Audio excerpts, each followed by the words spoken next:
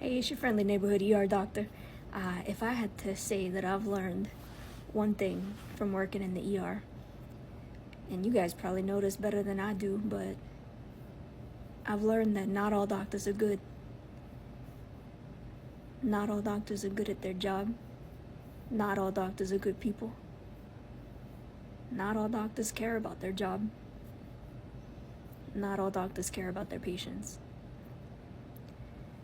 And I have a story to tell y'all about this. This is I think, the day that I learned what I was up against in the emergency department.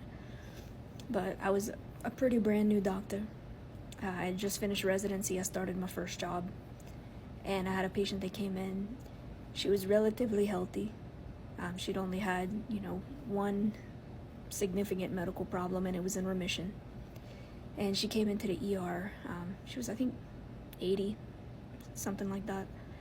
But came into the ER with chest pain. She was pale, sweating. She looked like a heart attack. So we get into the room and we get a EKG, and it's borderline. It don't look like a massive heart attack, but it's not good. So we get her lab work.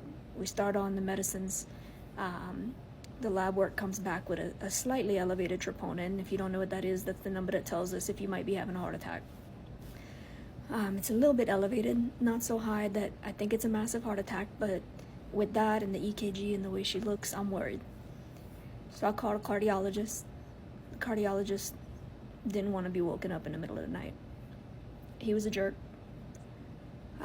He wasn't listening to me, kept cutting me off, didn't want to hear what I had to say. But I was persistent. I said, "This lady doesn't look good, you need to come get her."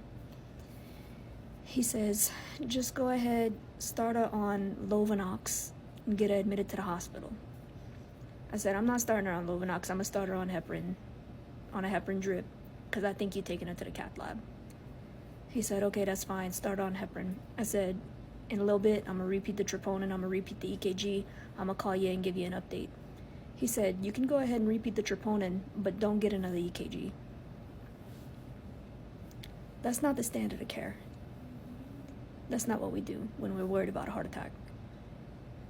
So a little bit later, something wasn't sitting right with me, so I just went ahead, I got another troponin, and I repeated the EKG. Full-blown massive heart attack, what we call a STEMI.